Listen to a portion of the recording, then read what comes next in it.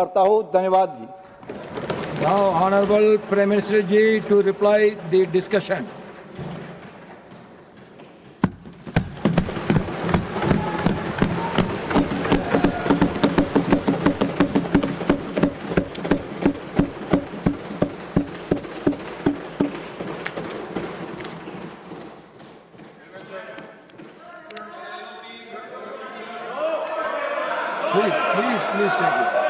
Please take your seat. No, please take your seat. Now, when the Prime Minister is on his legs, please take your seat. आदरणीय सभापति जी,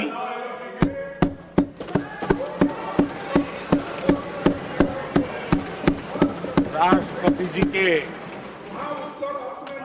अभिभाषण पर आभार व्यक्त करने के लिए Take your seat. This is not correct. Please take your seat. This is not correct. Please take your seat. No. Please take your seat. आप बैठिए प्लीज. आप बैठिए प्लीज.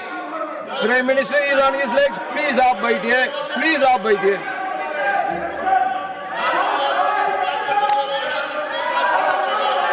आदरणीय सभापति जी,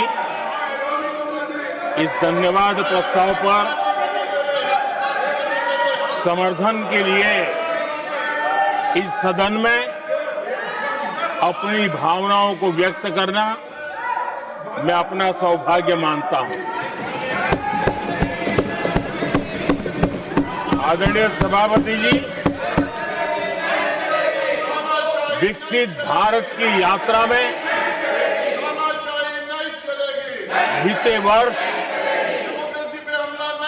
देश के तेज प्रगति से विकास के वर्ष रहे हैं। Nothing will go on record except Prime Minister's जीवन speech. के हर क्षेत्र में,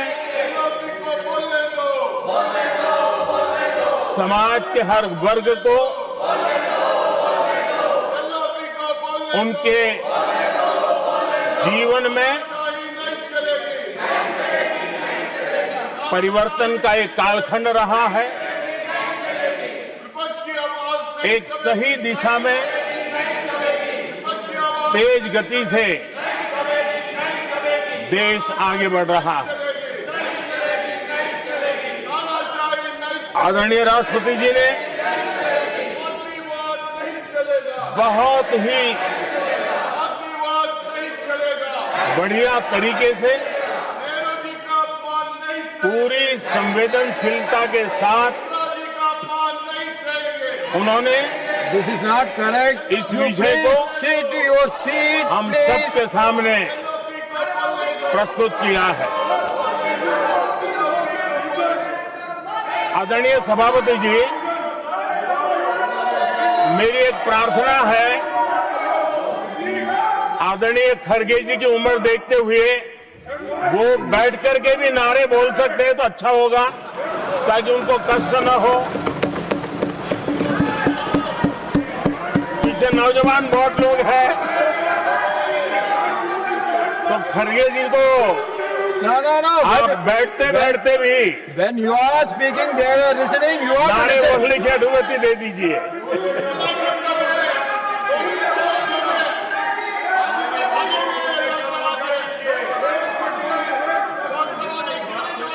आदरणीय सभापति जी, राष्ट्रपति जी ने इस देश के मध्यम वर्ग, इस देश के निम्न मध्यम वर्ग, इस देश के गरीब, इस देश के गांव, इस देश के किसान, महिलाएं, विज्ञान हो, प्रौद्योगिकी हो, कृषि हो, सभी विषयों को लेकर के बहुत ही विस्तार से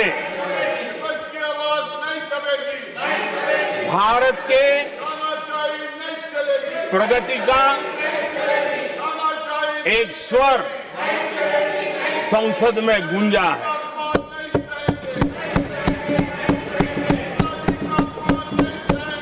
देश के नौजवान भारत के सामर्थ्य को कैसे आगे बढ़ा रहे हैं, इसकी भी विस्तार से चर्चा की है। हर वर्ग के सामर्थ्य को उन्होंने शब्दांकित किया है। और इतना ही नहीं, आदरणीय राष्ट्रपति जी ने भारत के उज्जवल भविष्य के प्रति एक विश्वास व्यक्त किया है। ये अपने आप में हम सबके लिए प्रेरक है। आदरणीय सभापति जी, 21वीं सदी का प्रथम क्वार्टर पूरा हो चुका है, लेकिन ये दूसरा क्वार्टर जैसे पिछली शताब्दी में भारत की आजादी के जंग में दूसरा क्वार्टर बहुत ही निर्णायक बना था। मैं साफ साफ देख रहा हूं कि विकसित भारत के निर्माण की दिशा में ये दूसरा क्वार्टर भी उतना ही सामर्थ्यवान होने वाला है, उतना ही तेज गति से आगे बढ़ने वाला है।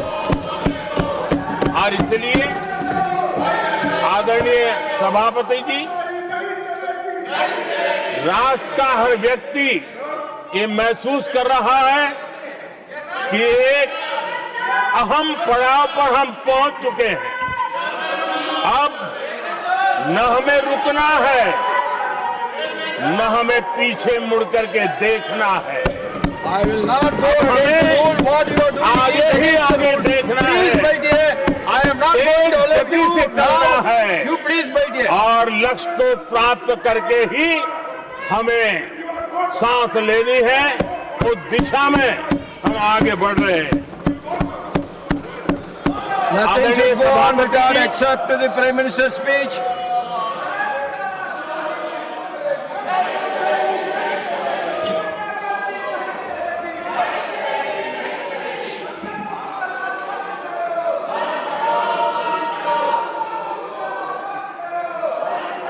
आदरणीय सभापति जी, वर्तमान में अगर हम देखें तो भारत के भाग्य के अनेक सुयोग एक साथ हमें नसीब हुए। ये अपने आप में बहुत ही उत्तम संयोग है, ऐसा मैं मानता हूं। सबसे बड़ी बात है, विश्व के समृद्ध से समृद्ध देश भी बुजुर्ग होते जा रहे हैं। वहां की आबादी उम्र के उस पड़ाव पर पहुंची है हम जिन्हें बुजुर्ग के रूप में जानते हैं। हमारा देश ऐसा है जो विकास की नई ऊंचाइयां छू रहा है। उसी समय दिनों दिन हमारा देश युवा होता जा रहा है, युवा आबादी वाला देश है।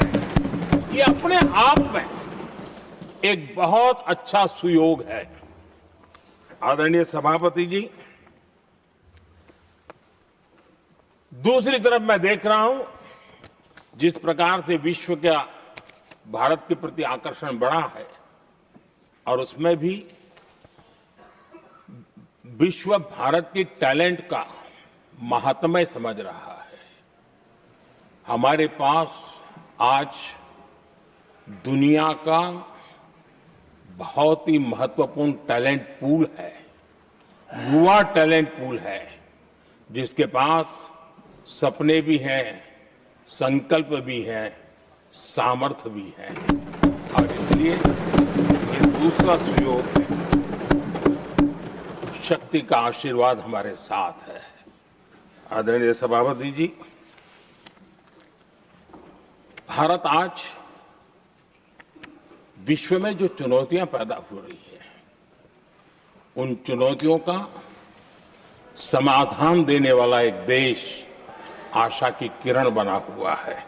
और हम समाधान दे रहे हैं।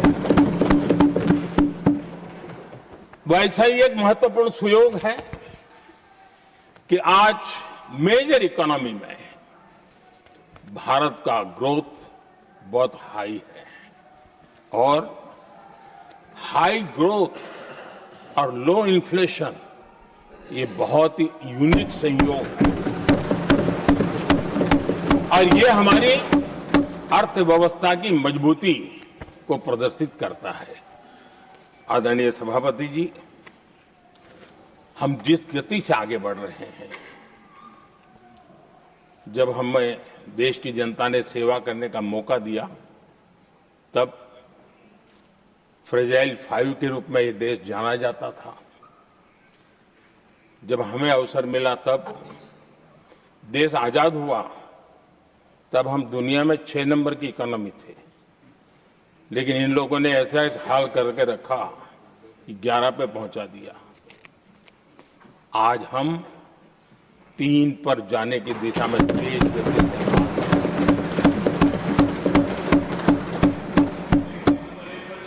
आदरणीय सभापति जी, आज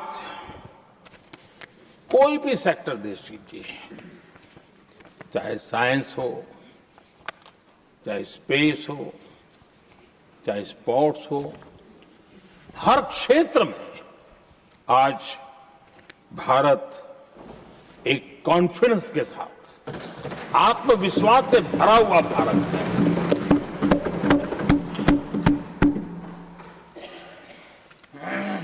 कोविड के बाद विश्व में जो स्थितियां पैदा हुई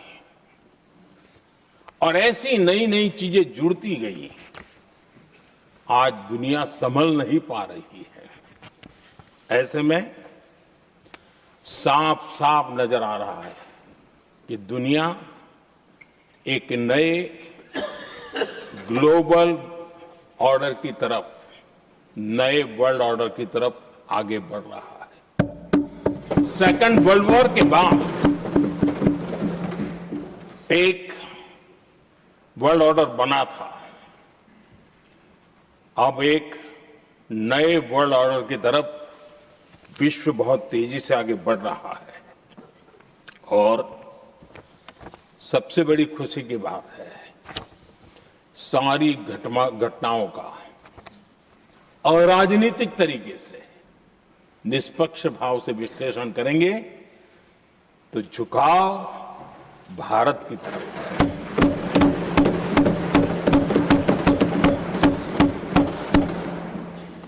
विश्व मित्र के रूप में, विश्व बंधु के रूप में आज भारत अनेक देशों का विश्वस्त पार्टनर बना है और हम कंधे से कंधा मिला करके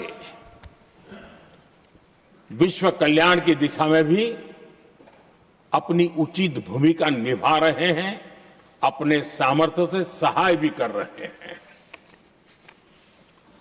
आदरणीय सभापति जी, आज पूरा विश्व ग्लोबल साउथ की चर्चा करता है, लेकिन उस चर्चा के सूत्रधार के रूप में आज भारत वैश्विक मंचों पर ग्लोबल साउथ की बुलंद आवाज बन गया है।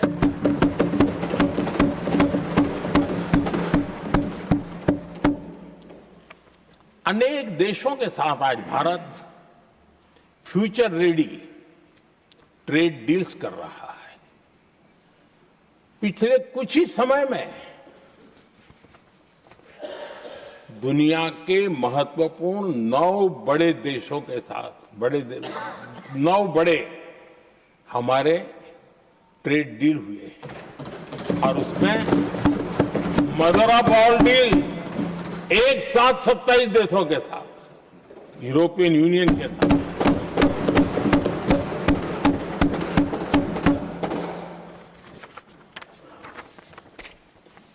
जो लोग थक गए,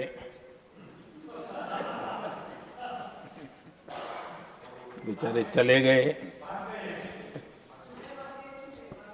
लेकिन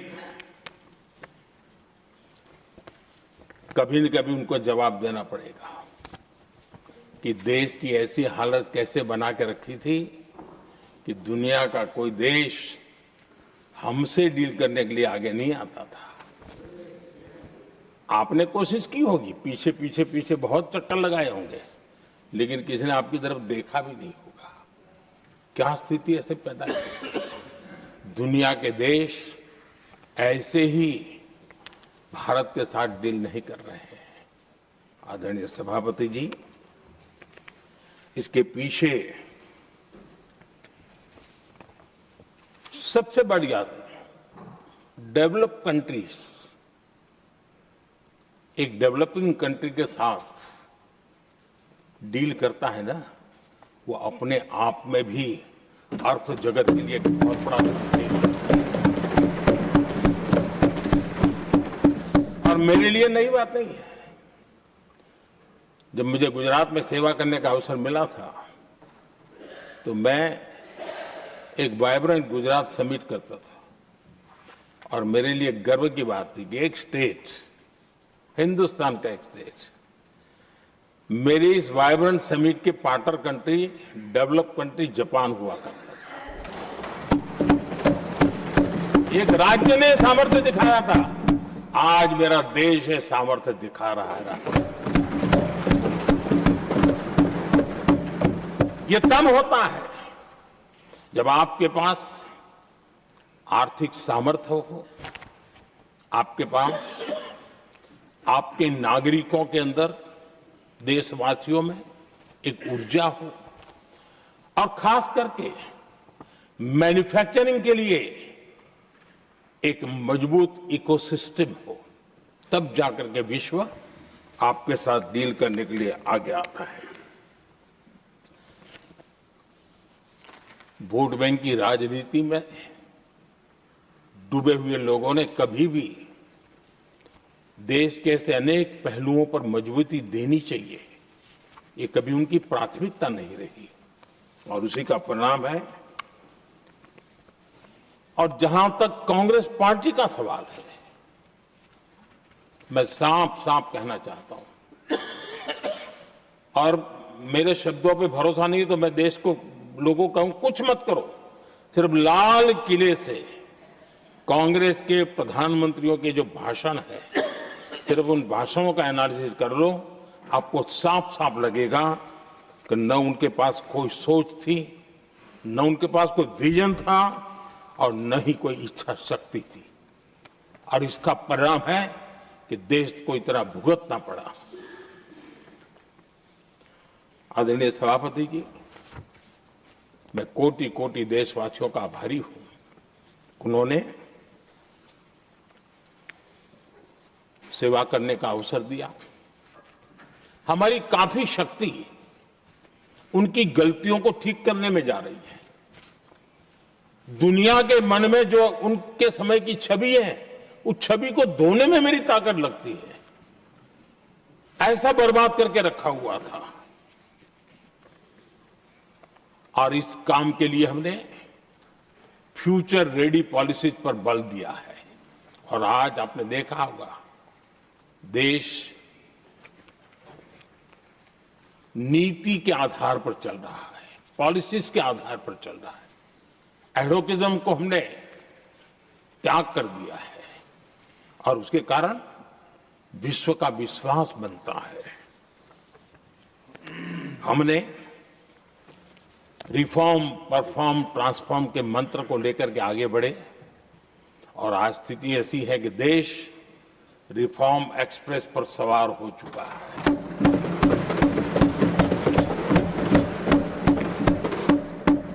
हमने स्ट्रक्चरल रिफॉर्म्स किए हैं, प्रोसेस से जुड़े रिफॉर्म्स किए हैं, पॉलिसीज में रिफॉर्म किए हैं। हमारा मैन्युफैक्चरिंग सेक्टर, हमारे उद्यमी ये सशक्त हो, भारत की हर चीज का वैल्यू एडिशन हो, उस दिशा में हमने प्रयास किया है। और मैं आज विश्वास के साथ कह सकता हूं, आज भारत विश्व के साथ स्पर्धा करने के लिए पूरी तरह तैयार है।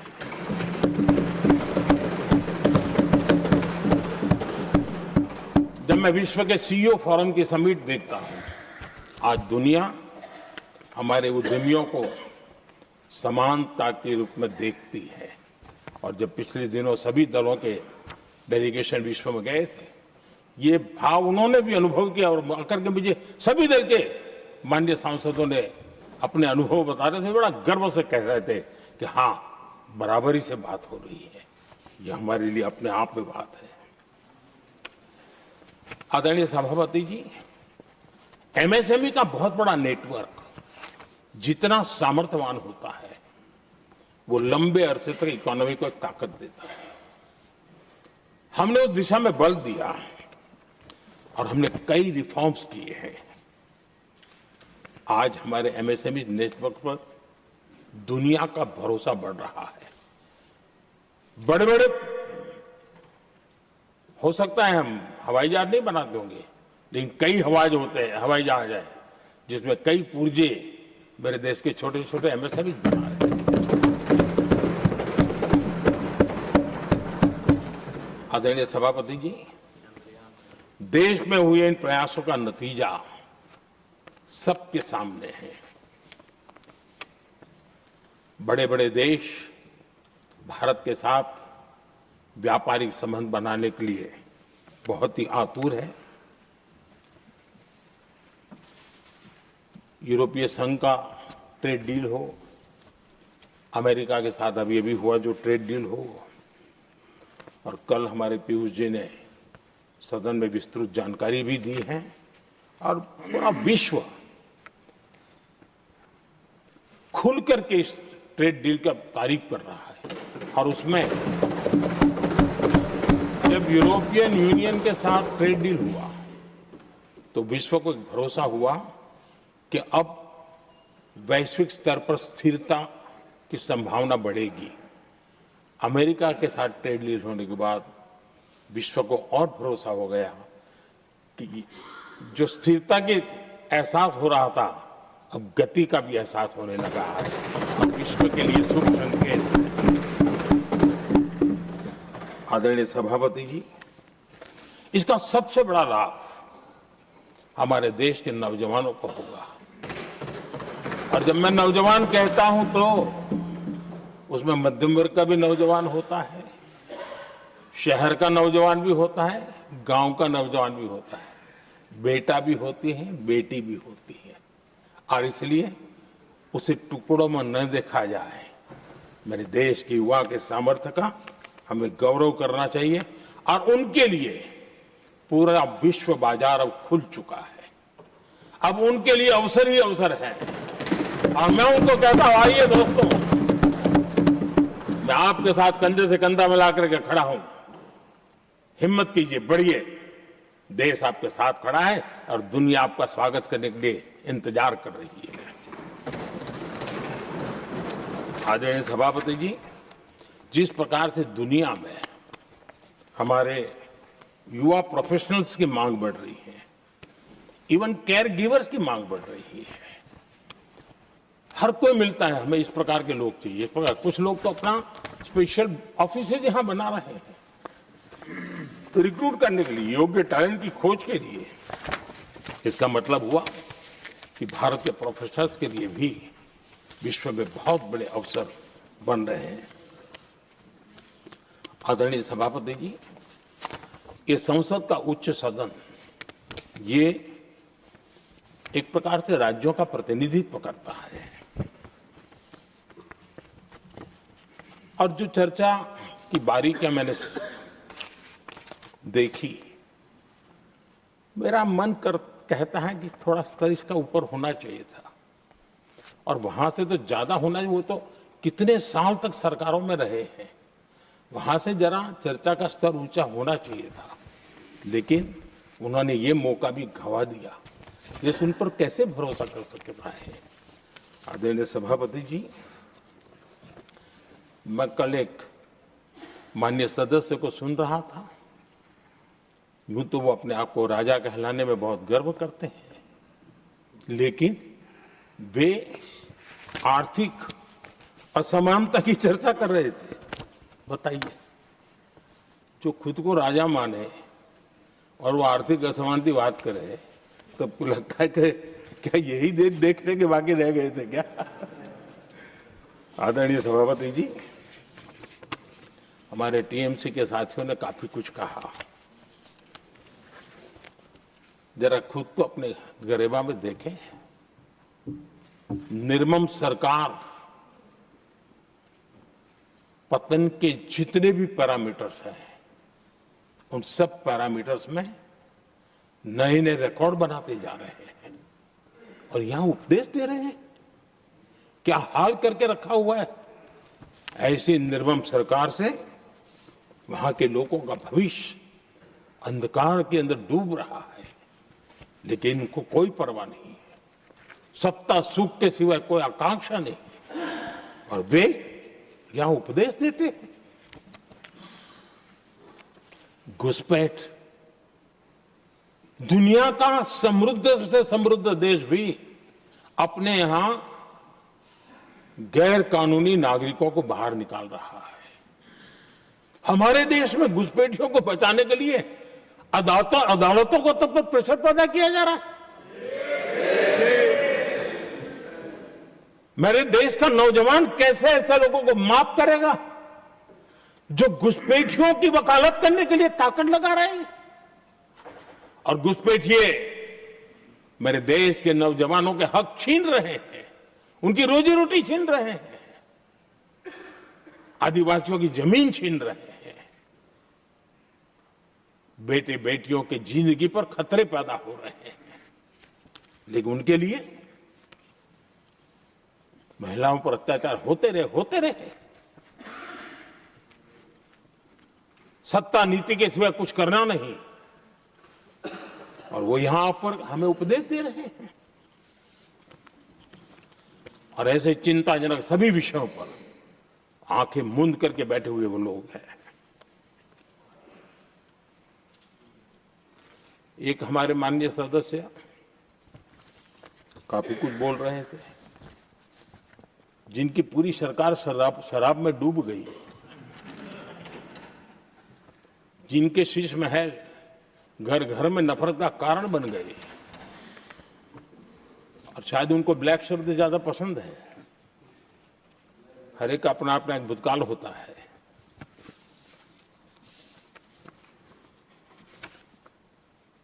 पता नहीं ब्लैक के साथ उनका क्या पुराना रिश्ता है। आदरणीय सभापति जी, ऐसे सभी साथियों से मैं आज जरूर कहूंगा, तुम कितना दुनिया को धोखा दोगे, तुम कितना दुनिया को धोखा दोगे। आईना देख लिया तो अपनी सच्चाई कहां छिपाओगे।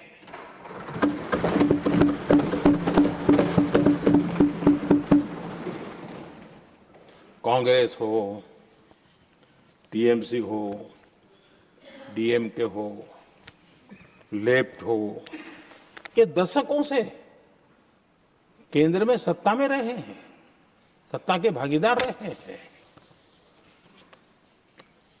राज्यों में भी उनको सरकारें चलाने का अवसर मिला है, लेकिन उनकी पहचान क्या बनी। आज डील की चर्चा होती है तो गौरव से कहते हैं, तब डील की चर्चा होती थी तो बॉफोर्स डील याद आता था। ये डील होते थे।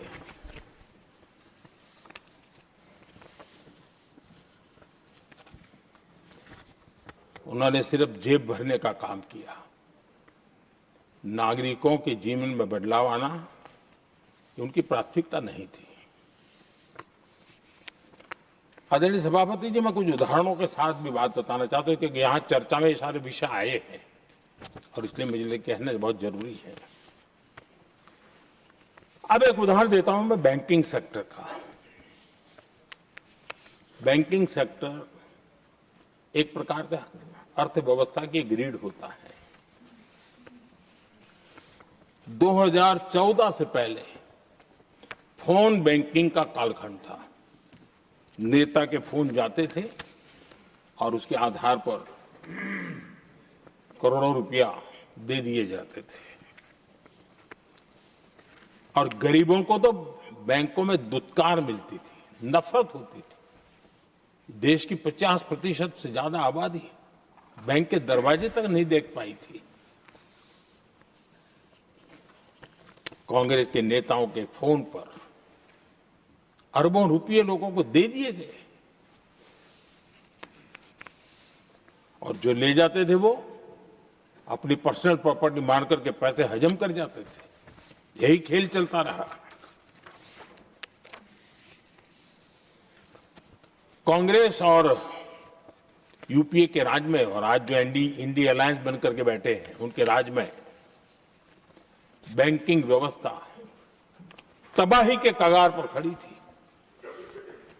मैं नया प्रधानमंत्री के पद का दायित्व मुझे मिला, मैं एक देश के मुखिया से मैं मिला, ऐसे ही बात कर रहा था। मैंने कहा बैंकिंग की दृष्टि से हम कुछ आगे बढ़ना चाहिए। उन्होंने कहा पहले एक बार साहब जरा अभी आप नए हो, आपके बैंकों की व्यवस्था का अध्ययन कर लीजिए। हम कैसे हिम्मत करें? एक देश के नेता ने कोई एक जानकारियां थी, उसने मुझे बताया यहां इनको कोई परवाह ही नहीं। यानी एक प्रकार से उन्होंने जिस प्रकार से बैंकिंग व्यवस्था को एनपीए के पहाड़ खड़े हो गए थे। जहां भी देखो चर्चा चलती थी एनपीए का क्या होगा, एनपीए का क्या होगा, कैसे बचेंगे। आदरणीय सभापति जी, चुनौती बड़ी थी लेकिन हमने समझदारी से काम लिया। बैंकिंग व्यवस्था के सब कर्ता धर्ताओं को विश्वास में लिया।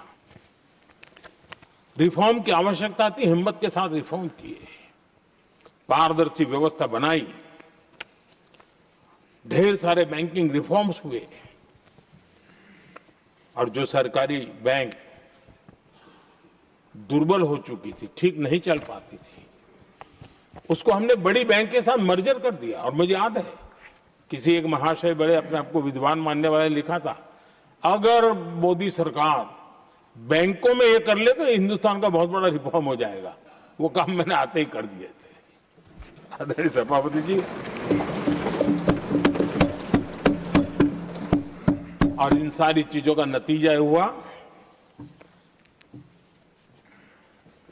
बैंकों में जो बीमारी घर कर गई थी उस बीमारी से बैंकों को मुक्ति मिली।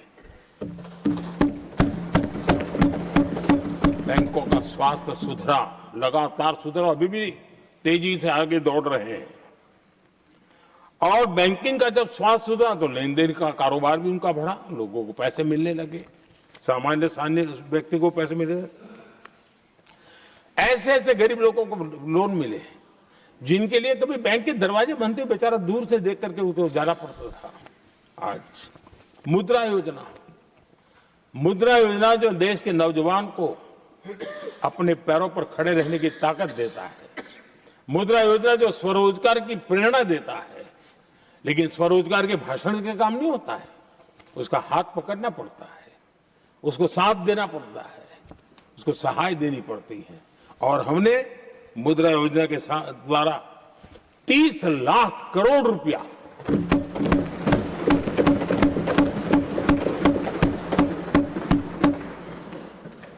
$30 लाख से ज्यादा लोन मुद्रा योजना के माध्यम से और बिना गारंटी देश के नौजवानों के हाथ में दिया और उन्होंने अपने कारोबार को आगे बढ़ाया। और गर्व की बात है उसमें बहुत बड़ी मात्रा में माताएं बहनें भी हकदार बनी, लाभार्थी बनी।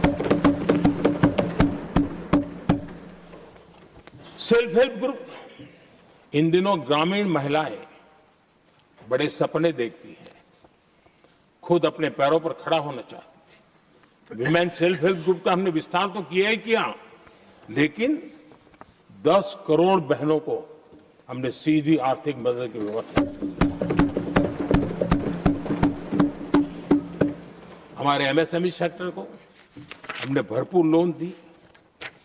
और मैं आज बड़े संतोष के साथ, बड़ी जिम्मेवारी के साथ इस पवित्र सदन में कहना चाहता हूं, हमने एनपीए जिसके पहाड़ हुआ करते थे 2014 के पहले, आज उसको हमने नीचे निम्न स्तर पर ला करके खड़ा कर दिया। आज एनपीए 1% से भी नीचे है। ये अपने आप में बैंकों के स्वास्थ्य के लिए बहुत उत्तम काम हमने किया है। इतना ही नहीं, हमारे बैंकों का प्रॉफिट आज रिकॉर्ड पर है, हाई रिकॉर्ड है उसके। ये अपने आप में देश की अर्थव्यवस्था को ताकत देने के लिए, बैंकिंग व्यवस्था मजबूत होती है तो बाकी अर्थव्यवस्था को भी मजबूती मिलती है। उस काम को कहेगा। आदरणीय सभापति जी, मैं एक और उदाहरण देना चाहता हूं। हमारे पीएसयूज, आमतौर पर पीएसयूज के संबंध में मान्यता बन चुकी थी, वो बनते ही हैं बीमार होने के लिए, वो बनते ही हैं बर्बाद होने के लिए, वो बनते ही हैं बंद होने के लिए।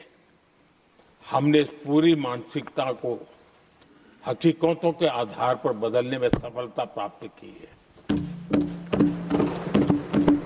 और ये लोग पीएसयूज को लेकर के कितनी गलत बातें फैलाते थे।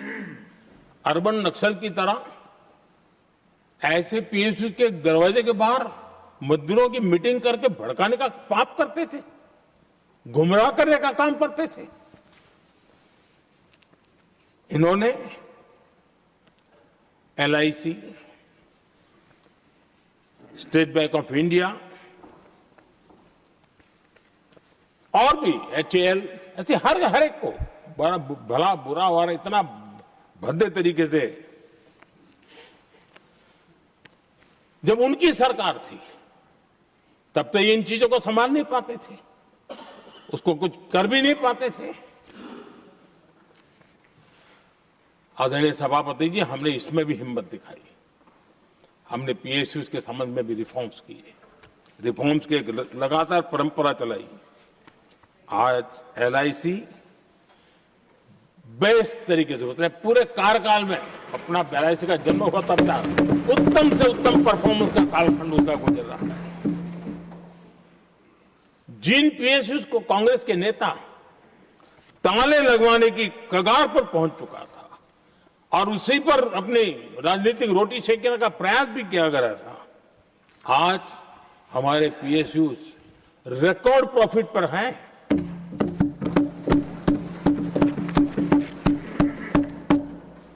इतना ही नहीं, वे अपने परफॉर्मेंस से मेक इन इंडिया को भी गति दे रहे हैं। मेक इन इंडिया का जो सपना है उसका पूरा करने में वे भी एक बहुत बड़े कैटलिक एजेंट के रूप में आज भूमिका अदा कर रहे हैं।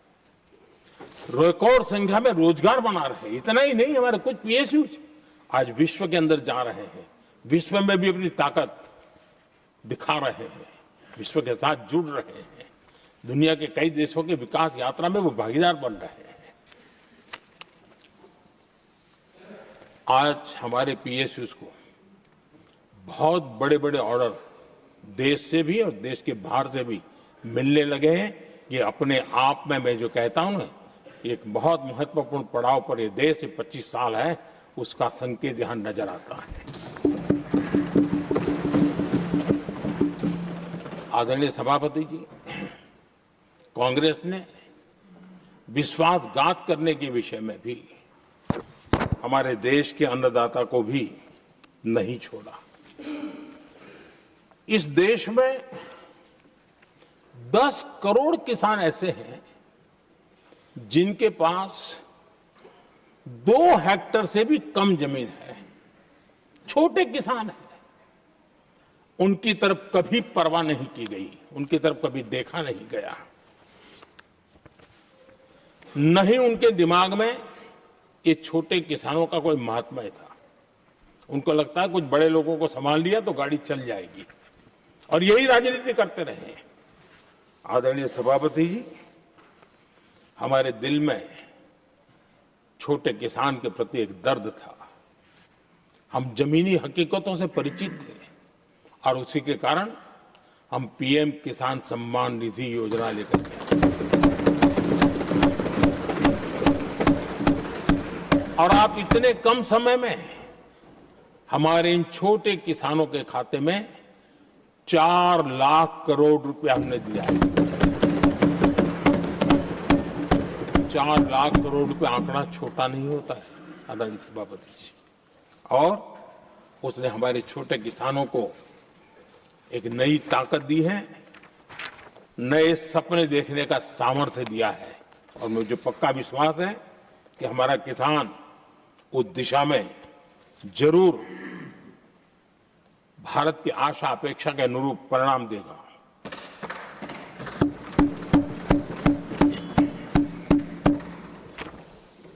आदरणीय सभापति जी,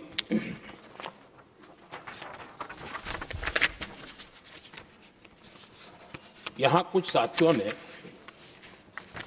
इम्प्लीमेंटेशन के संबंध में शिकायतों का भाषण काफी किए।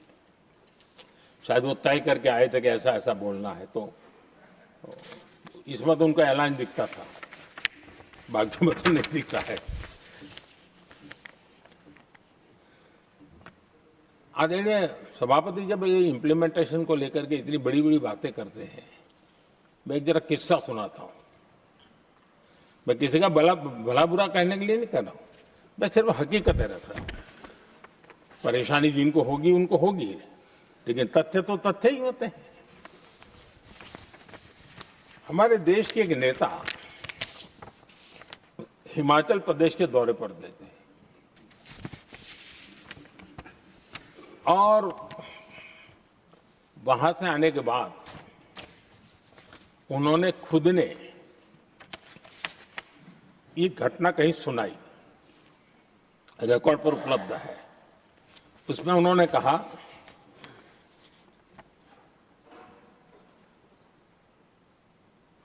उस नेता ने क्या कहा, मैं उन्हीं के शब्द पढ़ रहा हूं। काफी लंबे समय तक मुझे योजना आयोग से संघर्ष करना पड़ा, क्योंकि वे पहाड़ी क्षेत्रों के लिए अलग योजनाएं बनाने को तैयार ही नहीं थे। मैं हिमाचल प्रदेश गई थी, जब मैं वापस आई तो मैंने योजना आयोग में कहा कि हमारे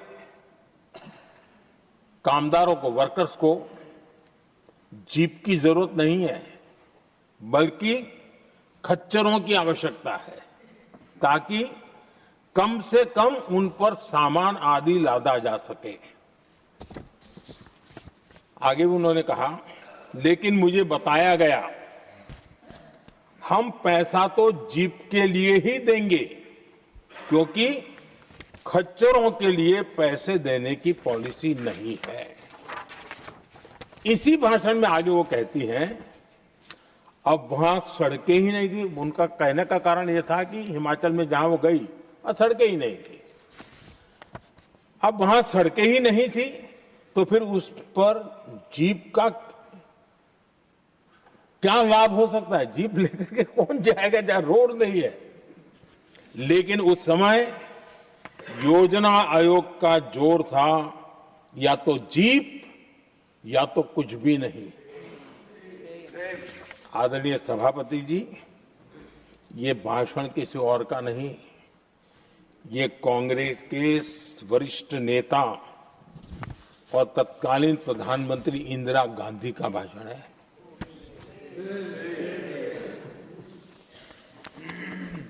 कांग्रेस के लंबे शासनकाल में यही कार्यशैली रही, और जिसको इंदिरा जी खुद जानती भी थी कि ये पाप चल रहा है, लेकिन इस कार्य संस्कृति को सुधारने के लिए उन्होंने कोई कदम नहीं उठाया। और इंदिरा गांधी जिस प्लानिंग कमीशन की धज्जियां उड़ा रही थी, उसके जन्मदाता उनके स्वयं के पिताजी थे। और प्लानिंग कमीशन को बना और इंदिरा जी ने जब कहा, उसके बीच में 2 दशक बीत चुके थे, लेकिन हाल यही था। और 2014 तक सब दुखी थे, सब परेशान थे, सब गलती देख रहे थे, लेकिन सुधार करने की तैयारी नहीं। 2014 के बाद जब आपने हमें मौका और कांग्रेस ने जिस प्रकार से प्लानिंग कमीशन अटकाना लटकाना भटकाना वाली कार्यशैली बना दी थी, 2014 में जब हमें मौका मिला तो हमने आकर के काम किया, प्लानिंग कमीशन को खत्म कर दिया और नीति आयोग को बनाया। आज नीति आयोग बहुत तेज गति से काम कर रहा है। अब देखिए एस्पिरेशनल डिस्ट्रिक्ट, वो भी एक बड़ा प्रेरक उदाहरण है। और मैं तो वहां देख रहा हूं कि डेवलपिंग कंट्रीज के लिए विकास के लिए एक मॉडल के रूप में वैश्विक संस्थाएं इसको अनुमोदन दे रही है। ये एस्पिरेशनल डिस्ट्रिक्ट की ये सफलता बनी है। देश के कई जिले ऐसे थे जिसको पिछड़े मान करके छोड़ दिया गया था और वहां करोड़ों लोगों की जो मौलिक जरूरतें थी उसको भी नकार दिया गया था। उनको तो ऐसे ही जीने के लिए मजबूर कर दिया गया था और जो पिछड़े इलाके थे वो और पिछड़े होते गए और बर्बादी आती गई। और हालत तो सरकार में ऐसी थी कि जब किसी को पनिशमेंट ट्रांसफर करनी होती थी, पनिशमेंट पोस्टिंग देना होता तो ऐसे ही जिलों में भेजा जाता था ताकि और खराब करे वो। ये हाल बन गया था, ये वर्क कल्चर बन गया था। हमने इस स्थिति को बदला। सबसे पहला आग्रह किया, यंग होनहार अफसरों को लगाया जाएगा और पूरा 3 साल का मौका उसको दिया जाए काम करने का। एक के बाद अब निर्णय किए और आज देखिए किसी समय छत्तीसगढ़ का हमारा बस्तर एस्पिरेशनल डिस्ट्रिक्ट में था। आज वो बस्तर पूरे देश में बस्तर ओलंपिक के नाम से चर्चा में है।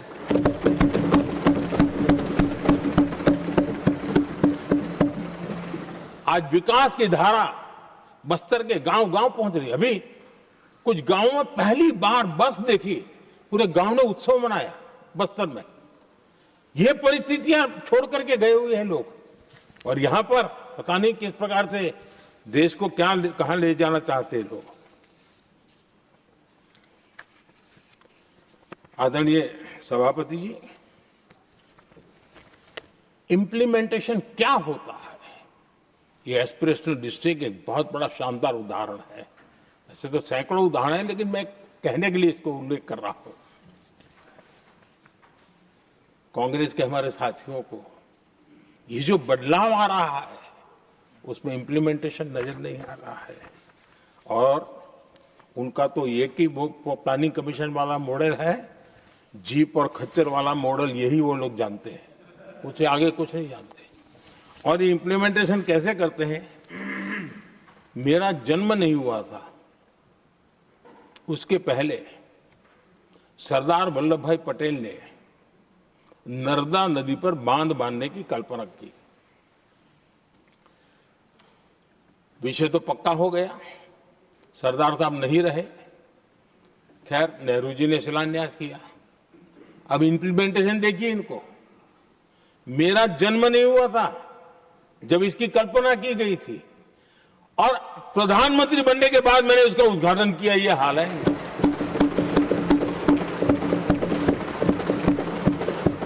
और उनका इंप्लीमेंटेशन देखिए, मुझे मुख्यमंत्री रहते हुए 3 दिन अनशन पर बैठना पड़ा था नर्मदा सरदार सरोवर डैम के लिए, मेरे राज्य के किसानों के लिए। मैंने अपने आप को दांव पर लगा दिया था, तब जाकर के भारत सरकार को झुकना पड़ा और तब जाकर के सरदार सरोवर डैम के कंस्ट्रक्शन को गति मिली और यहां मैं पहुंचा तब मुझे उसका उद्घाटन करने का सौभाग्य मिला। और आज कच्छ तक हावड़ा बीएसएफ के लोग जहां बैठते हैं वहां तक नर्मदा का शुद्ध पानी पीने के लिए पहुंच रहा है। इंप्लीमेंटेशन क्या होता है और यहां पर इम्प्लीमेंट किसी ने शब्द पकड़ा दिया, हर एक के मुंह से वही निकल रहा था। हमने कांग्रेस की कार्यशैली को बदलने के लिए जब मैंने देखा कई ऐसे काम थे अटके पड़े हुए, कोई पूछने वाला नहीं थे फाइलों में, और पॉलिटिकल फायदे के लिए अनाउंसमेंट कर दिए, दिए जला दिए, पत्थर लगा दिए, करना कुछ नहीं। आखिरकार मैंने एक टेक्नोलॉजी वाला प्लेटफॉर्म बनाया यहां आकर के, प्रगति के नाम से। ये प्रगति प्लेटफॉर्म का मैं उदाहरण देता हूं। आप हैरान हो जाएंगे, मुझे एग्जैक्ट याद नहीं है, लेकिन शायद हिमाचल में एक ट्रेन उन्होंने पार्लियामेंट में घोषित की थी, शायद ऊना और कोई। मेरे आने तक वो कागज पर भी उसका ड्राइंग नहीं बना था, बताओ, और चुनाव जीतने के लिए वो घोषणा कर दी। प्रगति के अंदर मेरे सामने विषय आया, ऐसे कई विषय मेरे सामने आए, और उस प्रगति के अंदर हमने एक एक प्रोजेक्ट क्यों अटके हुए, कॉस्ट किस डिपार्टमेंट की काम में क्या मुसीबत आई है, किसने गलत तरीके से इसको आगे बढ़ाया, और बजट तो बढ़ता ही गया था। जो योजना 900 करोड़ में होनी थी वो 90,000 करोड़ तक पहुंच जाए, ये हाल करके रख दिया था इन्होंने। हमने एक टेक्नोलॉजी प्लेटफॉर्म बनाया, हर महीने बैठा, अभी मैंने 50वां एपिसोड पूरा किया उस मीटिंग का, और लगातार उस काम करते करते और संबंधित राज्यों को भी बिठाया, उनकी कठिनाइयों को भी समझा, उसके इम्प्लीमेंटेशन में कौन मिनिस्ट्री का परेशानी हो रही है, किस स्टेट की परेशानी हो रही है, किस कानून की परेशानी हो रही है, हर एक की बारीकी से देखा। और आज मैं गर्व से कह सकता हूं कि इस प्रगति के इम्प्लीमेंटेशन को बारीकी से प्रधानमंत्री के स्तर पर देखे जाने के कारण 85 लाख करोड़ रुपीस का काम को गति मिली। 85 लाख करोड़ रुपीस के काम, आप कल्पना कीजिए, देश की कितनी बड़ी शक्ति को अनलॉक किया हमने। इंप्लीमेंटेशन कैसे होता है ये हमने करके देखा है। रेल हो, रोड हो, सिंचाई हो, ग्रामीण कोई व्यवस्था का काम हो, इन सारी चीजों को हमने इसमें लिया। अब जैसे जम्मू उधमपुर श्रीनगर बारामूला रेल लाइन, आज ये प्रोजेक्ट पूरा हुआ, और बर्फबारी में इन दिनों आपने देखा एक वीडियो बहुत पॉपुलर हुआ है, बर्फ के बीच में से चारों तरफ बर्फ की चादर छाई हुई है और वंदे भारत ट्रेन निकल रही है, और लोग कहते हैं गलती मत करना, ये तो विदेश है, ये हिंदुस्तान है, ये रील चल रहे हैं बाजार में।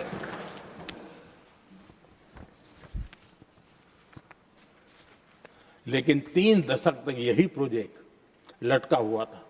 3 दशक, 30 साल, आप कल्पना कर सकते, 2 पीढ़ी आगे बढ़ जाए, ये यही के अटके पड़े थे। हमारी सरकार ने इसको पूरा किया।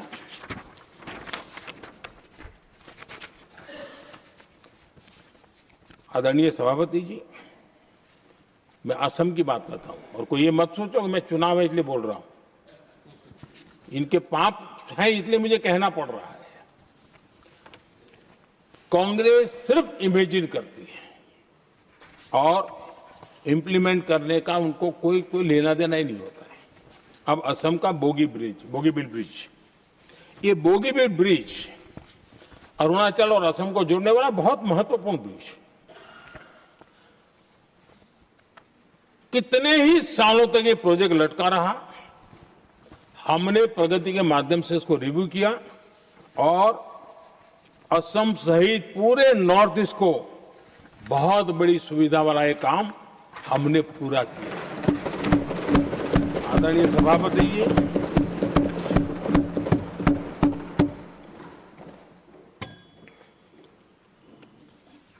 इंप्लीमेंटेशन की बातें जब करते हैं तो एक बार हमारे पास तो तथ्यों के साथ चीजें हैं कि हमने चीजों को समय पर पूरा करने की दिशा में आगे बढ़े। और इन दिनों तो जो काम कर रहे हैं समय से पहले हो रहा है। हमने पूरी दुनिया को कहा था कि हम 2030 तक यहां पहुंचेंगे सोलार में, हमने वो काम 2025 में कर दिया।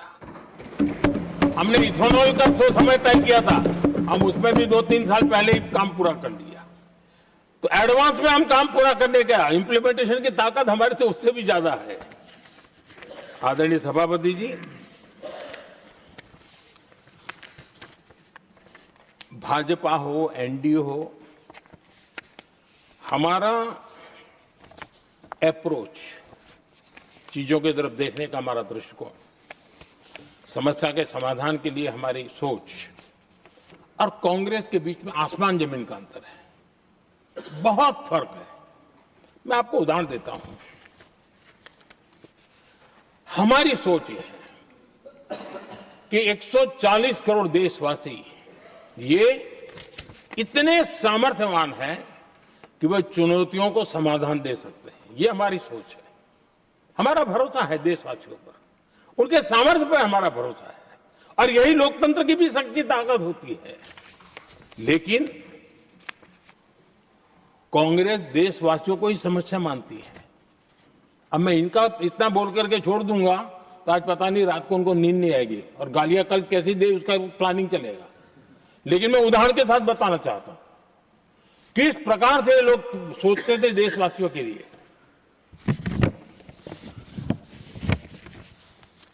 देश के लोगों के बारे में नेहरू जी और इंदिरा जी की सोच क्या थी, मैं उसके विषय में बताना चाहता हूं। इंदिरा जी एक बार ईरान गए थे और ईरान में वो भाषण दे रही थी और उस भाषण में उन्होंने नेहरू जी के साथ जो बातचीत हुई थी उसका उल्लेख किया। खुद ने कहा है, उन्होंने कहा, और मैं जो इंदिरा जी ने कहा था उसको कोट कर रहा हूं, जब किसी ने मेरे पिताजी से पूछा, यानी नेहरू जी से पूछा कि उनके सामने कितनी समस्याएं हैं, तो उन्होंने उत्तर दिया था 35 करोड़। नेहरू जी ने जवाब दिया था कि उनके सामने कितनी समस्याएं हैं, बोले 35 करोड़। उस समय हमारे देश की जनसंख्या थी 35 करोड़। अब आगे देखिए, 35 करोड़ देशवासी नेहरू जी को समस्या लगते थे। ऐसा कोई मुखिया हो सकता है क्या जी? और इस बात का उदाहरण देते हुए इंदिरा जी ने आगे कहा कि आज देश की जनसंख्या 57 करोड़ है, इसलिए मेरी समस्याओं की संख्या भी उतनी ही बड़ी है। यानी पिताजी को 35 करोड़ समस्या वाले देशवासी लगते थे, अब 57 करोड़ उनको समस्या। कोई ऐसा हो सकता है जो अपने ही देशवासियों को समस्या माने? ये फर्क है उनकी सोच और हमारी सोच में, ये फर्क है उनके अप्रोच और हमारे अप्रोच में।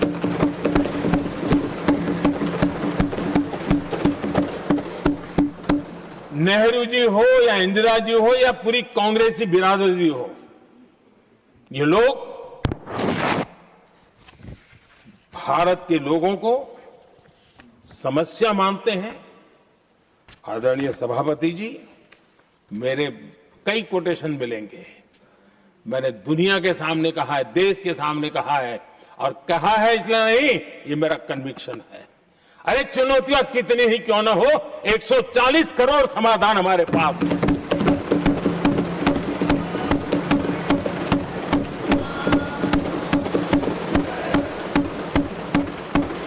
हमारे लिए देशवासी समर्थक की पूंजी है। हमारे लिए हर देशवासी भारत का उज्जवल भविष्य का नियंता है, निर्माता है, कर्ता धर्ता है। हम उसको समस्या कैसे कह सकते हैं? ऐसी सोच वाले लोग अपने परिवार का ही भला करेंगे और किसका करेंगे? आदरणीय सभापति जी, देश के लोगों का अपमान करते रहना ये कांग्रेस के स्वभाव में पड़ा हुआ है, उनके संस्कारों में पड़ा हुआ है। कांग्रेस ने बीते दिनों राष्ट्रपति जी का अपमान किया। चुनाव के बाद जिस प्रकार से हमारे राष्ट्रपति जी के लिए शब्द कहे गए हैं, शर्मिंदगी महसूस होती है कि ये कैसे लोग हैं? भारत के राष्ट्रपति के लिए क्या बोल रहे हैं लोग? आदरणीय सभापति जी, कल लोकसभा में भी राष्ट्रपति जी के अभिभाषण पर चर्चा नहीं हो पाई। ये राष्ट्रपति पद, उसका घोर अपमान किया है। उनको संविधान शब्द मुंह में बोलने की अधिकार नहीं रहता है। जो लोग गरीबी से निकली हुई एक महिला आदिवासी परिवार से आई हुई एक महिला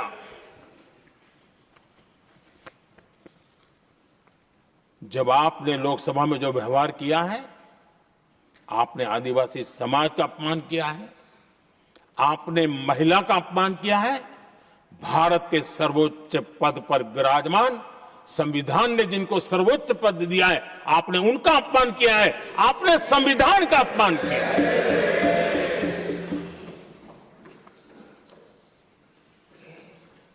आदरणीय सभापति जी, उनको कुछ भी लगता हो, कांग्रेस को ये गुनाह की Honorable members, it is now 6 p.m. If the House agrees, we may sit beyond 6 p.m. till disposal of the motion of thanks and the presidential address. Do I have the leave of the House to extend the sitting beyond 6 p.m.? Thank you. आदरणीय सभापति जी, समय बढ़ाने के लिए मैं आपका और सदन का बहुत आभार व्यक्त करता हूं।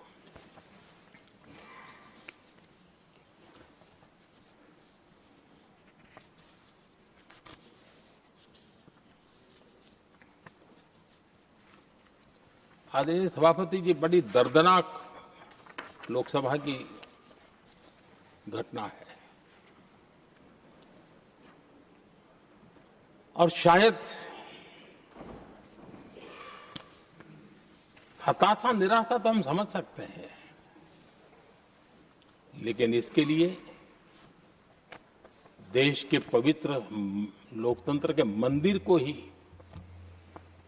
इस रूप में कर देना, और उस समय चेयर पर असम के ही हमारे एक माननीय सांसद बैठे थे और उस समय कागज फेंके गए, टेबल पर चढ़ दिया गया। क्या ये नॉर्थ ईस्ट का अपमान नहीं है? क्या असम के नागरिकों का अपमान नहीं है? कल फिर दोबारा किया उन्होंने, और उस समय आंध्र के दलित परिवार का बेटा चेयर पर बैठा था, उसने उसको भी अपमानित किया। यानी आपने नॉर्थ ईस्ट का अपमान, चेयर में बैठा अपमान करो, आंध्र के एक दलित परिवार का बेटा चेयर पर बैठा उसका अपमान करो। सदन ने इनको काम दिया हुआ है, सबने मिलकर के काम दिया हुआ है, लेकिन वो दलित समाज से आते हैं, इसलिए आप अपमान करते हो।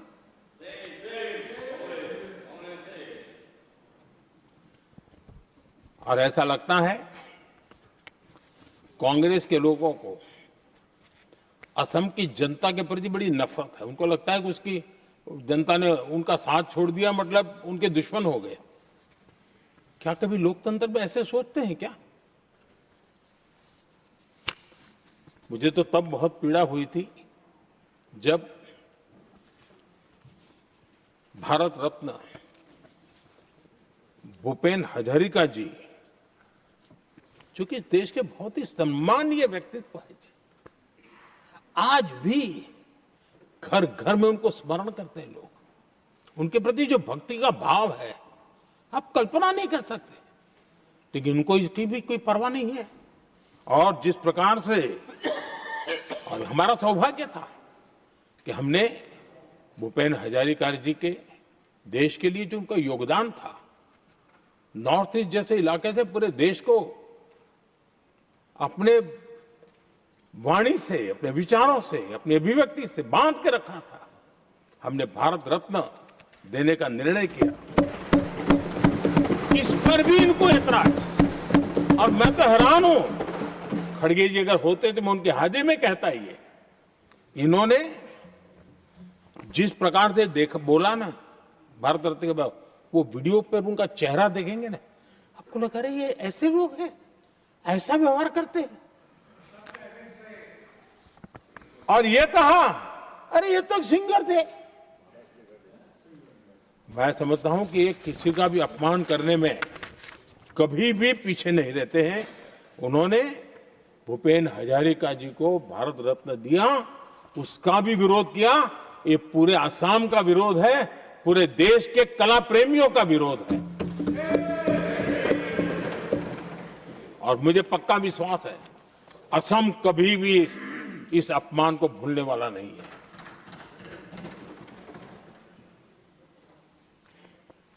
आदरणीय सभापति जी, कल जो घटना घटी, इसी सदन के एक माननीय सांसद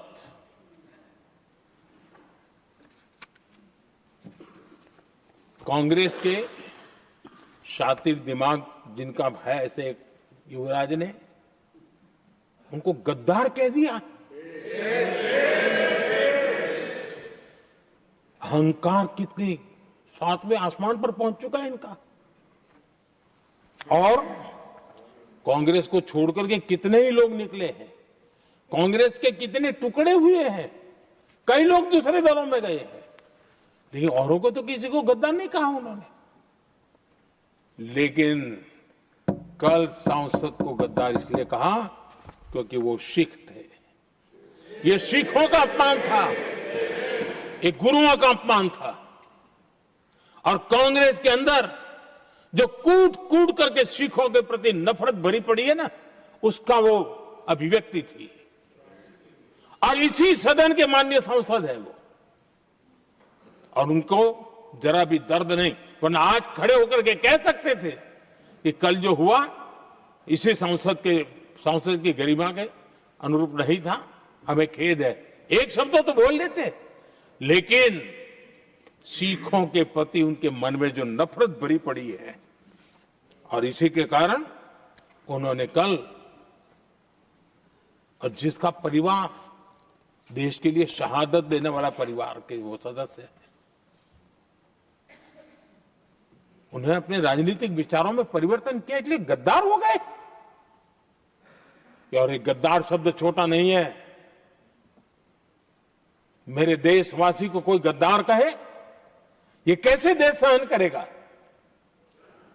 और वो भी एक सिख है इसलिए गद्दार कहना बहुत दुर्भाग्य की बात है। और ऐसे लोग कांग्रेस को नहीं डुबाएंगे तो क्या करेंगे?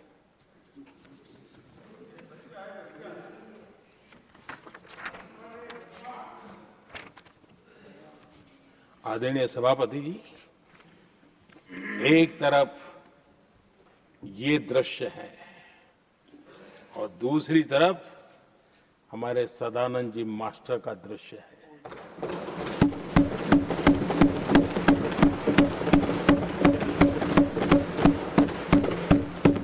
राजनीतिक विद्वेष के कारण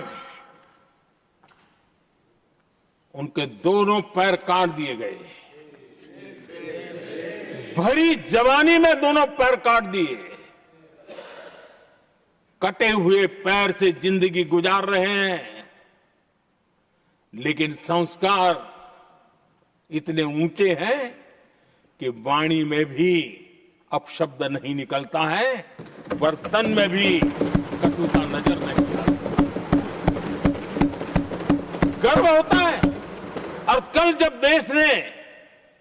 जब उनका पहला भाषण हो रहा था सदन में, और उन्होंने जब अपने बेंच पर आपसे इजाजत लेकर के अपने कटे हुए पैर के लिए वो जो नीम का उपयोग करते हैं, आर्टिफिशियल नीम का, उन्होंने जब रखा, वो दृश्य देश के लिए पीड़ादायक था कि इस देश में ऐसा ही बंधारण की बातें करने वाले इंडिया अलायंस के लोग, और ये इंडिया अलायंस पूरा जिम्मेवार है इसके लिए,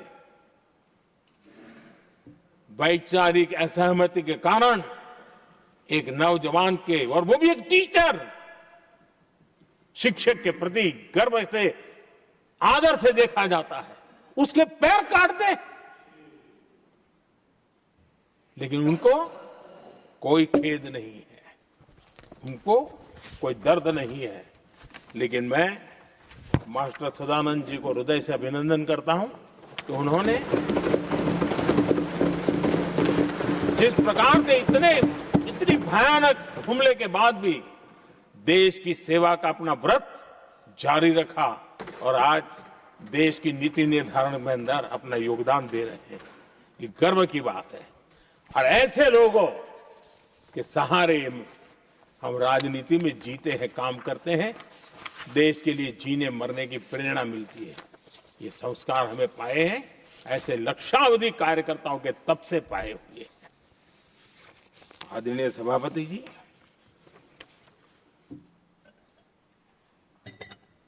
इन दिनों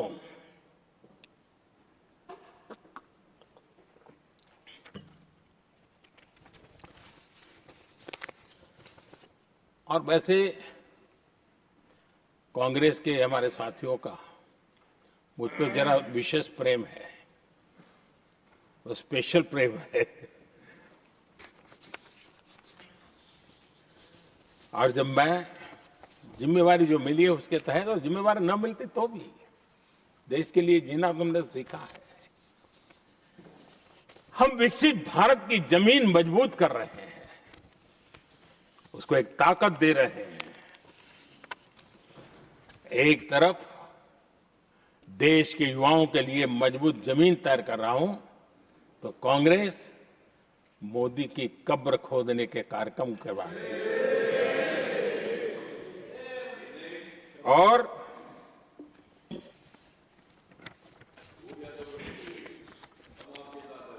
मोहब्बत की दुकान खोलने वाले मोदी तेरी कब्र खुदेगी के नारे लगा रहे हैं जी। ये कौन सी मोहब्बत की दुकान है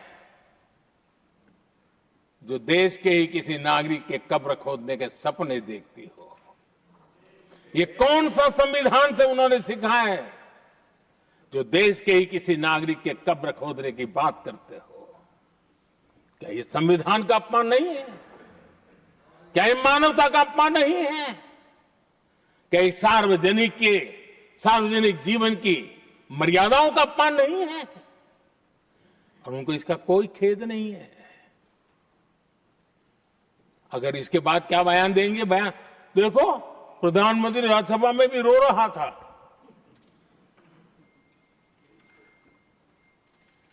किस प्रकार के संस्कार और वृत्तियों से पले बड़े लोग हैं ये। आदरणीय सभापति जी, मेरे लिए कोई अनुभव मेरा बहुत पुराना है। 2002 से जब वे विपक्ष में थे तब से, और 2004 से जब वो सत्ता में आए तब से, और 2014 से मैं जब यहां आया तब से, पिछले 25 साल से संसद का एक भी सत्र ऐसा नहीं गया, मोदी संसद का सदस्य नहीं था, एक भी सत्र ऐसा नहीं गया जिसमें इस सदन के अंदर मोदी को गाली देने का काम न किया हो इन लोगों ने। 25 साल।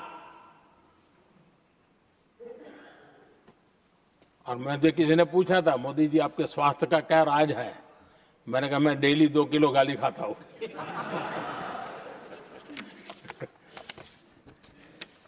आदरणीय सभापति जी,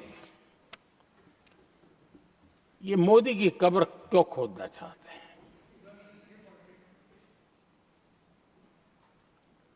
ये सिर्फ नारा नहीं है, ये इनके भीतर पड़ी हुई नफरत का प्रतिबिंब है, इसकी अभिव्यक्ति है। और वे इसलिए हैं, हमने 370 की दीवार गिरा दी, इसलिए वो मोदी की कब्र खोदना चाहते हैं। हमने नॉर्थ ईस्ट में बम बंदूक और आतंक का जो छाया बना रहता था, नॉर्थ ईस्ट में शांति और विकास का राह अपनाई, इसलिए वो मोदी की कब्र खोदने पर सोच रहे हैं। पाकिस्तानी आतंकियों को घर में घुस करके जवाब देते हैं, इसलिए मोदी की कब्र खोदने की बात कर रहे हैं। ऑपरेशन सिंदूर करते हैं, इसकी उनको परेशानी होती है और इसलिए वो मोदी की कब्र खोदते हैं। माओवादी आतंक से देश को मुक्ति दिलाने के लिए साहसपूर्ण कदम उठा रहे हैं। इसलिए मोदी की कब्र खोद दी है आपको। हमने नेहरू जी ने देश के साथ बहुत बड़ा अन्याय किया था, सिंधु जल समझौता करके। उस सिंधु जल समझौते को हमने एबेंस में डाल दिया। क्या इसलिए आप मोदी की कब्र खोदने के नारे लगा रहे हो? आदरणीय सभापति जी, कांग्रेस की परेशानी कुछ और है। ये पचा नहीं पा रहे कि मोदी यहां तक पहुंचा कैसे, और उनकी परेशानी बढ़ती जा रही है कि भाई पहुंचा तो पहुंचा, लेकिन अब तक टिका क्यों है? और इसलिए वे एक ही रास्ता उनके लिए बचा हुआ लग रहा है कि मोदी तेरी कब्र खुदेगी। आदरणीय सभापति जी, ये तो मान करके बैठे थे। उनका लोकतंत्र, संविधान का कोई लेना देना नहीं। उनको तो लगता है कि प्रधानमंत्री पद उनके परिवार की जागीर है, उस पर कोई और बैठ नहीं सकता। ये जो उनके भीतर में नफरत पड़ी हुई है ना, मोहब्बत की दुकान में जो आग भरी पड़ी हुई है ना, उसका परिणाम है। और इसीलिए कोई क्यों बैठा,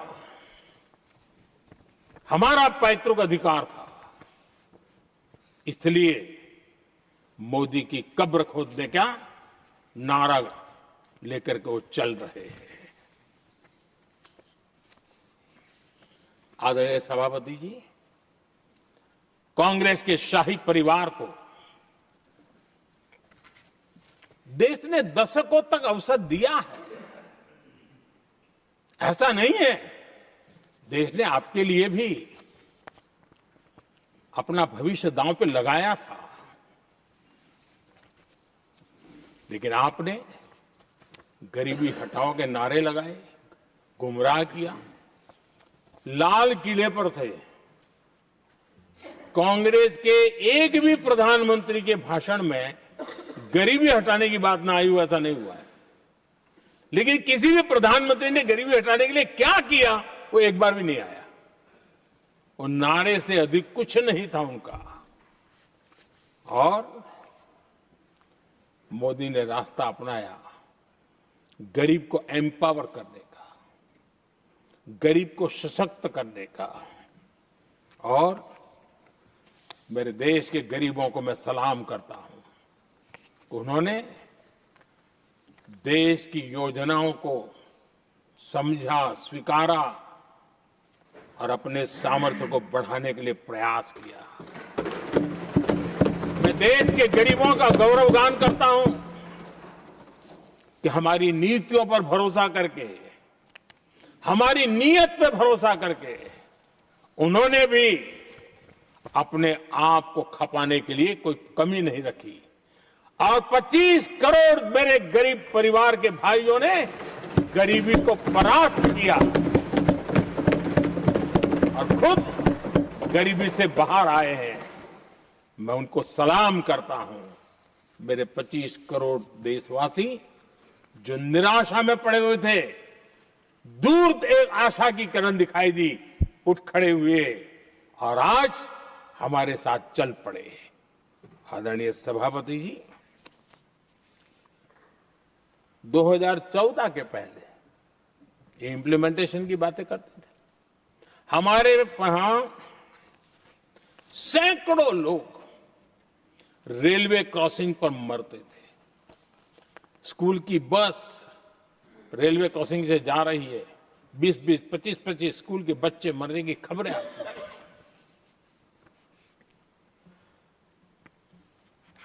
अनमैन्ड रेलवे क्रॉसिंग, वो इतना बड़ा काम नहीं था कि नहीं कर सकते थे। ये काम भी मुझे करना हुआ और हमने सारे अनमैन्ड क्रॉसिंग बंद कर दिए, लाखों लोगों की जिंदगी बचा ली। इसलिए ये मोदी की कब्र खोदना चाहते हैं। आदरणीय सभापति जी, 2014 से पहले इस देश में 18,000 गांव ऐसे थे जिनको बिजली का मतलब पता नहीं था।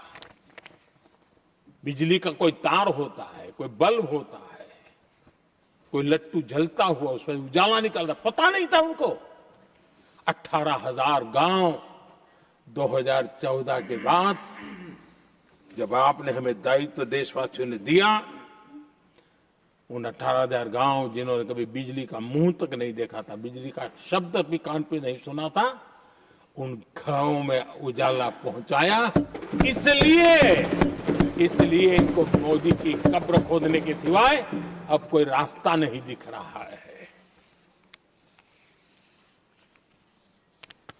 आदरणीय सभापति जी, वो भी एक वक्त था जब देश में बार बार खबरें आती थी,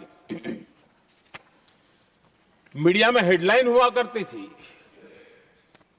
सरहद की स्थिति के संबंध में बयान आते थे, गोला बारूद नहीं है, बुलेट प्रूफ जैकेट नहीं है, बर्फ के बीच खड़ा है, बर्फ में खड़े रहने के लिए जो जूते चाहिए वो जूते तक नहीं उसके पास, ये खबरें आती थी। हमने देश के जवानों के लिए खजाने खोल दिए, देश के जवानों को जो चाहिए वो देने की निकाल पड़े। और इसलिए वो चाहते कि अब तो कोई रास्ता बचा नहीं है, बस कब्र खुदेगी मोदी की, यही एक रास्ता उनके लिए बचा है। आदरणीय सभापति जी, एक बार उत्तर प्रदेश के वर्तमान मुख्यमंत्री जी ने सदन में भाषण करते करते वो रो पड़े थे। दिमागी बुखार के कारण बच्चे, अनगिनत बच्चे मर रहे थे। इनको कभी सूझा नहीं कि इस दिमागी बुखार से मुक्ति दिलाई जा सकती है।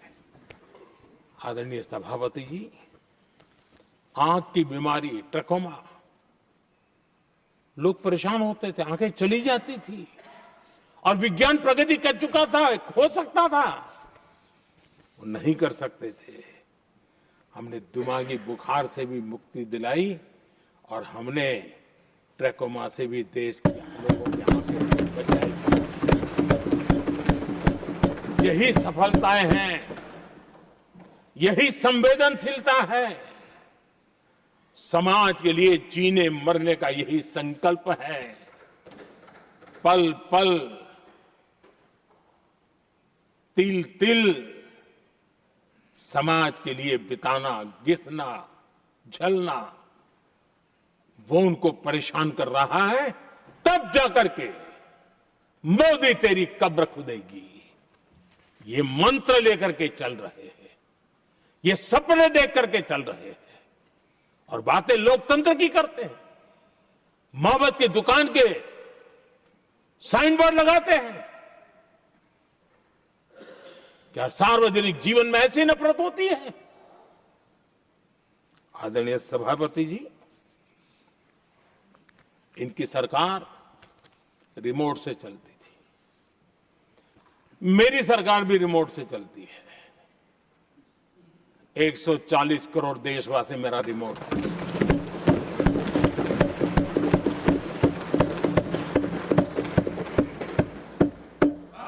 एक 140 करोड़ देशवासियों के सपने, 140 करोड़ देशवासियों की आकांक्षाएं, देश के नौजवानों के संकल्प, इनके लिए हम जीते हैं, इनके लिए सरकार चलाते हैं।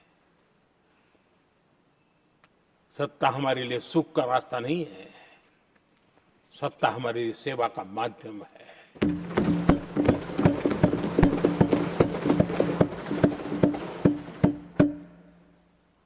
मुद्रा योजना, लाखों करोड़ों की मदद मिली, स्वरोजगार को बल दिया। कांग्रेस ने कभी स्टार्टअप कल्चर को प्रमोट ही नहीं किया। कुछ सैकड़ों में स्टार्टअप बेचारे अपने, उनको पता भी नहीं था। और इनका तो हाल ये है आदरणीय सभापति जी, अपने घर के स्टार्टअप को भी वो लिफ्ट नहीं कर पा रहे।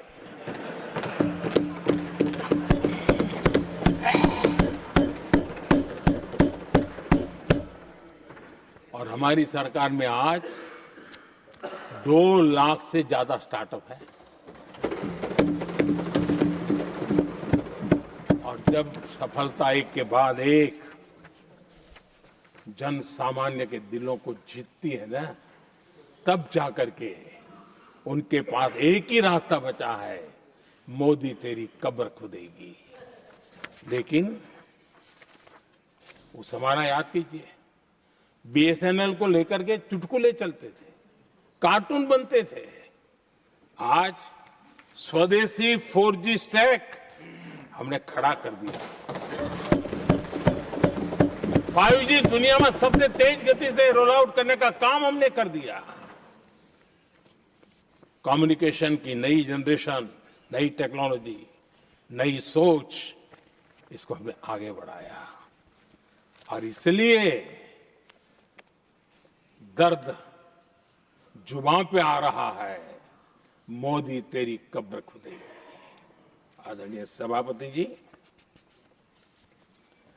गरीब की सेवा ये मेरा सौभाग्य है। 4 करोड़ गरीबों को पक्के घर देना मैं जीवन में सुकून मानता हूं। बिजली, पानी, गैस का सिलेंडर, टॉयलेट की सुविधा, मुझे लगता है कि हाँ, परमात्मा ने मुझे सही दिशा में काम करने की प्रेरणा दी है। पहली बार गांव की महिला गर्व से कह रही है, हाँ मैं लखपति दीदी बनी हूं, तो दूसरी कह रही है इस साल तक मैं लखपति दीदी बन जाऊंगी। जो बन गई है उनको जब पूछता हूं, नहीं बोले साहब अब तो करोड़पति के लिए सोच रहे हैं। ये जो मिजाज बदला है, जो आत्मविश्वास बढ़ा है, और ऐसे देश के कोटि कोटि जनों के आशीर्वाद जिस इंसान पर हो, कोटि कोटि माताओं बहनों का जिस पर रक्षा कवच हो, नारे कितने ही लगा लो, कब्र तुम नहीं खोद पाओगे। ये देश की शक्ति, आशीर्वाद रूपी कवच, माताओं बहनों का मेरे प्रति जो भाव रहा है, जिस श्रद्धा भाव से मैंने माताओं बहनों की सेवा करने का काम किया है, जिनको कोई पूछता नहीं था उसको मोदी पूजाता है। यही करना है, और ये आशीर्वाद ही है जो इनको चूभते हैं, और इसलिए कब्र खोदना चाहते हैं। आदरणीय सभापति जी, चोरी करना जिनका पुश्तैनी धंधा है, जिन्होंने एक गुजराती की सरनेम भी चुरा ली,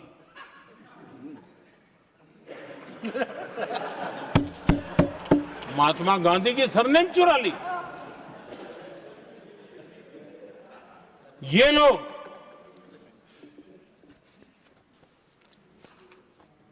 और देश की जनता इतनी समझदार कि ऐसी पटक देती है, ऐसी पटक देती है लोगों को। आदरणीय सभापति जी, हम एक विकसित भारत का सपना लेकर के चले, और आज वो सपना देश के लोगों की ऊर्जा के कारण संकल्प में बदल चुका है। आज कहीं पर भी जाइए, हर कोई ये कहता है कि 2047 तक विकसित भारत बनना है, और मैं हैरान हूं, कुछ हमारे साथी सदन में इतने निराशावादी, इतने जमीन से कटे हुए लोग, बदलती हुई दुनिया से अनभिज्ञ लोग, पता नहीं क्या बोल रहे हैं। वो कहते हैं हम मोदी ये भी 2047 की क्या बोल रहा है, 2047 किसने देगा है? हमारे देश के लिए, आजादी के लिए जो लड़ते थे, जो फांसी के तख्त पर चढ़ जाते थे, जो लाठियां खाते थे, गोलियां खाते थे, जो काला पानी की सजा के लिए अंडमान निकोबार की सेल्यूलर जेल में जिंदगी बिता देते थे। लक्षावधि नौजवान अपने पढ़ाई का, भविष्य का सोचे बिना, कोई परवाह किए बिना सिर्फ देश के लिए सोचने के लिए निकल पड़े थे। क्या उन्होंने कभी ये सोचा होता कि यार हमारे कालखंड में तो आजादी मिलेगी नहीं, कि मैं क्यों करूं? तो क्या देश कभी आजाद होता? ये इतने निराशावादी लोग हैं कि जब मैं डिजिटल इंडिया की बात करता था, मैं फिनटेक की चर्चा करता था, मैं यूपीआई की बात करता था, तो ये कहते थे अरे इस देश में गरीब आदमी मोबाइल फोन पर कैसे पैसों का कारोबार करेगा? 3 साल के भीतर भीतर देश ने दिखा दिया ये हो सकता है। और मैं हैरान था जिस दिन ऐसा भाषण संसद में हुआ, देश का मीडिया भी, मैं भी, ऐसे लोग, उनकी जो इकोसिस्टम है वो नाच रही थी कि देखिए मोदी को तगड़ा जवाब दिया। मोदी ने जवाब नहीं दिया। आपके हाथ में मोबाइल फोन जब यूपीआई से चलता है, काम करता है ना, तो जवाब अपने आप मिल जाता है।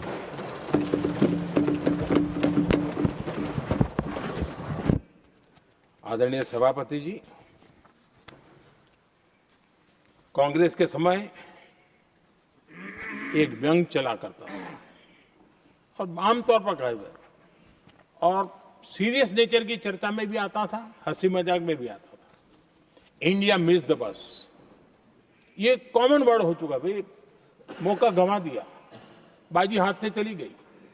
इंडिया मिस द बस, ये हमेशा होता था। आदरणीय सभापति जी, आज भारत कोई बस मिस नहीं कर रहा है, आज भारत काफिले का नेतृत्व कर रहा है।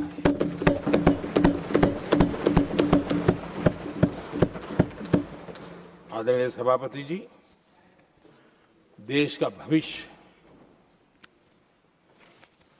उज्जवल बनाना है, वर्तमान भी उज्जवल बनाने के लिए अविरत कार्य करना होता है। हम विकसित भारत के सपने के लाइट में 5 वर्ष की योजना बनाते हैं और हर वर्ष का बजट बनाते हैं, और हम दिशा तय करके चलते हैं हम, क्योंकि हमारे लिए अगला चुनावी लक्ष्य नहीं होता है, हमारा लक्ष्य है 2047 विकसित। अरे चुनाव तो आएंगे जाएंगे, मेरा देश अजरा अमर रहने वाला है, और हम देश की युवा पीढ़ी के हाथ में समृद्ध हिंदुस्तान देने का सपना लेकर के चले। जिन बच्चे जो आज जो घर में बालक है ना, उनको भी मैं देख करके कर सोचता हूं कि मैं इसके हाथ में ऐसा हिंदुस्तान दे करके जाऊं ताकि हमें अपने काम का संतोष हो। 2047 क्यों, 2047 क्यों, ये बातें करते हैं। आदरणीय सभापति जी, आज जिस प्रकार से हम इनिशिएटिव लिए, चाहे स्पेस हो, साइंस हो, टेक्नोलॉजी हो, समंदर की गहराई हो, जल थल नभ अंतरिक्ष, हर क्षेत्र में नए संकल्प, नई ऊर्जा, नए कदम और नई सिद्धियों को लेकर के देश आज आगे बढ़ रहा है। हम ग्रीन हाइड्रोजन पर काम कर रहे हैं, हम आने वाले युग को समझ पा रहे हैं। हम क्वांटम कंप्यूटिंग की बात कर रहे हैं, हम एआई मिशन को लेकर के चल रहे हैं, और आज दुनिया मानने लगी है कि एआई मिशन भारत बहुत कुछ दुनिया को दे सकता है। ये विश्वास आज दुनिया में बना है। आज दुनिया में क्रिटिकल मिनरल, रेयर अर्थ राजनीतिक हथियार बन गया है। हम उस पर फोकस कर रहे हैं ताकि कभी भारत को किसी के पास हाथ फैलाने की नौबत ना आ जाए। आदरणीय सभापति जी, ऐसे तो अनगिनत प्रोजेक्ट हैं जिसमें विदेश का इन्वेस्टमेंट आना ही आना है, क्योंकि अब हर किसी को अपना भविष्य भारत की भूमि में नजर आ रहा है। हर किसी को अपना भविष्य भारत के टैलेंट के भरोसे नजर आ रहा है। हर किसी को भविष्य भारत के उज्जवल भविष्य के साथ खुद के उज्जवल भविष्य को जोड़ करके दिखता है, और इसलिए दुनिया इसलिए दुनिया आज विकसित भारत की बात हम क्यों कर रहे हैं, जिनके दिमाग में नहीं पड़ता है, दुनिया को समझ आ रहा है कि भारत ने सही दिशा पकड़ी है। चलो अब चर्चा वहां चल रही है कहीं हम बस न चुक जाए। कल तक चर्चा चलती थी इंडिया बस मिस करता है, अब दुनिया को लगता है अब हम लेट न हो जाए, वहां आने की स्पर्धा चल रही है। आदरणीय सभापति जी, आने वाला समय भारत के लिए अवसरों से भरा हुआ है, भारत के नौजवानों के लिए अवसरों से भरा हुआ है। भारत के उज्जवल भविष्य के लिए मैं पूरी संभावनाएं रेखांकित कर सकता हूं, मैं देख सकता हूं, और उसके दिशा में नीतियां बनाकर हम आगे चल रहे हैं। हम इसको और मैं चाहता हूं, मेरे देशवासियों को निमंत्रण देता हूं, और मैं देशवासियों को आज सदन से भी कहना चाहूंगा, मैंने मन की बात में भी इसका उल्लेख किया था, मैं यहां पर सभी माननीय सांसदों से भी कहूंगा कि आप भी अपने अपने क्षेत्र में से लोगों को बताइए, जब दुनिया भर में इतने अवसर पैदा हुए हैं, उसको स्थायित्व तब मिलता है जब हम उत्तम प्रकार की चीजों को लेकर के जाए, हम क्वालिटी को कॉम्प्रोमाइज न करें। मुनाफा कम क्यों न हो, लेकिन क्वालिटी को हम निरंतर उत्तम करते जाएंगे। इनोवेशन करना पड़ेगा, करेंगे, रिसर्च करना पड़ेगा, करेंगे, प्रोडक्ट में मटेरियल बदलना पड़े तो बदलेंगे, लेकिन हम दुनिया में क्वालिटी की दृष्टि से उत्तम हो, तब जाकर के जो आज राजनीतिक दृष्टि से जो निर्णय होते हैं उसका बेनिफिट लेने के लिए हमने पीछे नहीं रहना चाहिए। मेरे देशवासियों से मैं आज यही आग्रह करूंगा कि आप क्वालिटी के विषय में मेरा साथ दीजिए, क्वालिटी में कॉम्प्रोमाइज न करिए। आप देखिए दुनिया सिर्फ और सिर्फ made in India, made in Bharat, made in India, made in Bharat, इसके लिए गीत गाने लग जाएंगी। आदरणीय सभापति जी, मैं कांग्रेस के मित्रों का भी आज आभार व्यक्त करता हूं कि कम से कम मुझे, उनको पता था, पहले प्रयोग कर चुके थे, पिछले 10 साल में मुझे 5-6 बार इस प्रकार से बोलने से रोका गया, लेकिन उनको मालूम था एक बार शुरू होता हूं तो रुकता नहीं, और मैंने कहा था एक बार एक अकेला, तो अब अनुभव से सीख गए कि इसमें कोई दाल गलने वाली नहीं है, तो समझदारी से काम लिया, और ऐसी समझ उनको निरंतर मिलती रहे, ये भी मैं प्रार्थना करता रहूंगा। आदरणीय सभापति जी, मैं राष्ट्रपति जी के उद्बोधन में योगदान देने वाले सभी सांसदों का भी आभार व्यक्त करता हूं। जो भी उत्तम विचार यहाँ प्राप्त हुए हैं, उत्तम विचार देश की प्रगति में जरूर काम आएंगे, ऐसा मैं विश्वास देता हूं।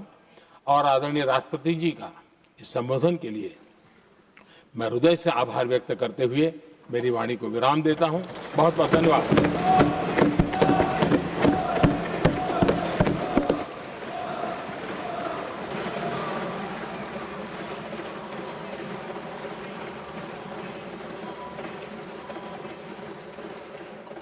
I shall now